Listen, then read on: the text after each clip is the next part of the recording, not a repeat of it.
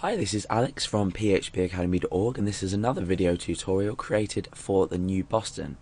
Now, in this tutorial we're going to be creating a unique hit counter, and by a unique hit counter I mean exactly the same as a non-unique hit counter. However, we're going to be recording the user's IP address.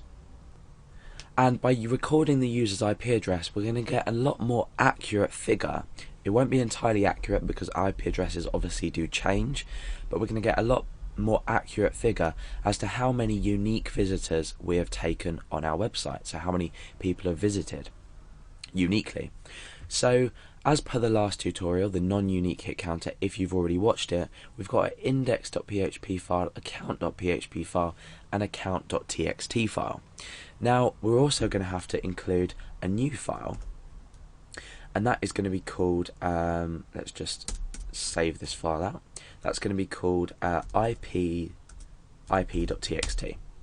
So we're going to have IP addresses in here of users that have visited the website that are going to be stored every time they visit. So the first thing we're going to do is we're going to count a hit, but then we're going to take their IP address and we're going to store it in this file on a line by line basis.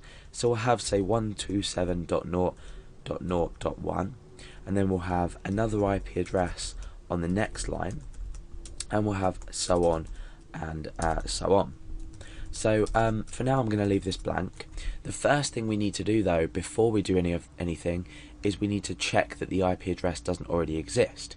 Now we can use the file function in PHP to check or to read in a file on a line by line basis, which is then stored in an array. And what this does is it allows us to take each IP address on each line and carefully check each one on each line. So it's a really easy way of doing things. So the first thing we're going to do inside count.php is we're going to create a function called hit_count, and this is going to be called from index.php every time. So we have the freedom, we're including this count file, we're going to include count.php, and then we're going to have the choice if we want to hit count or not. So we can include it, but then we can use it, say inside an if statement, or say if a particular user is using the Chrome web browser, then we can count. So there's a variety of ways, a variety of benefits of using a function. So let's just call this function for now, so later on we can test it correctly. So in count at the moment there's a value of 0. In IP we don't have any IP addresses. So the first thing I want to do is establish the user's IP address. Now I'm going to be using a simple way to grab the user's IP address, and that is using the $_server predefined variable, and we're using remote address. So this is some environmental information about the user. So let's just echo this out, and we can see that that's going to produce my IP address. There's another tutorial on this if you haven't already watched it, and there's also another tutorial about how to properly detect the user's IP address. So I'm using this now for the purpose of this tutorial, but I recommend you look up the other tutorial that I've done and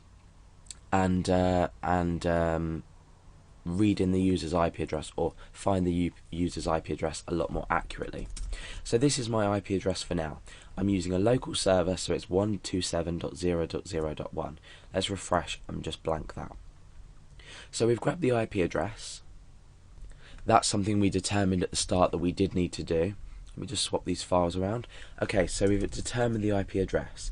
Now inside hit count, the first thing we need to do is check if this IP address doesn't exist in ip.txt.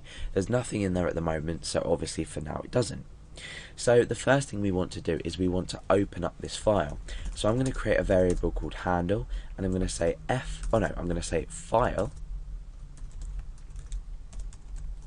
In fact, we can call this ip_file. So file, and it is ip.txt. Now let's just refresh to make sure we don't have any errors. Okay, we're error free. So what we've done now is we've created this variable called IP file, which is now an array, because the function file opens ip.txt, and let's say we have line 1, 2, 3, it'll open each line as an array, as a value of an array. So we've opened this as an array. Now what we need to do is use the for each construct to grab each IP address in there. So we've got each element of the array. So we're going to say for each IP file as IP, and what we can do to test this is we can echo out IP, and we'll put a line break there as well. So in fact we'll use a comma just to show that we've taken this as each element. So there's nothing in there at the moment, so if we refresh we're not going to have anything on the screen.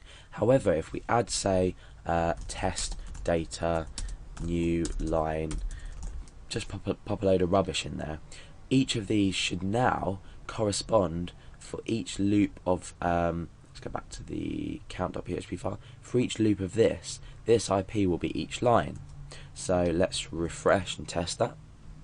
So you can see that we're grabbing the data on each line, and we can use this separately, so we can check each IP address. These will eventually correspond to IP addresses.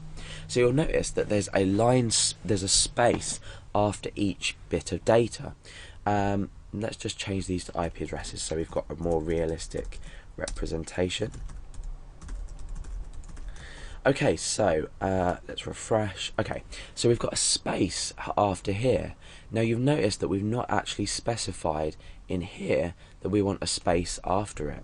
We've concatenated on this straight away, and that's because when we're reading it in on a line-by-line basis, there's always a space after each element in this array. So what we need to do is we need to use the trim function here to remove the white space from the left hand side and the right hand side, just in case there is any white space. Now let's refresh, and you can see that that white space has in fact gone.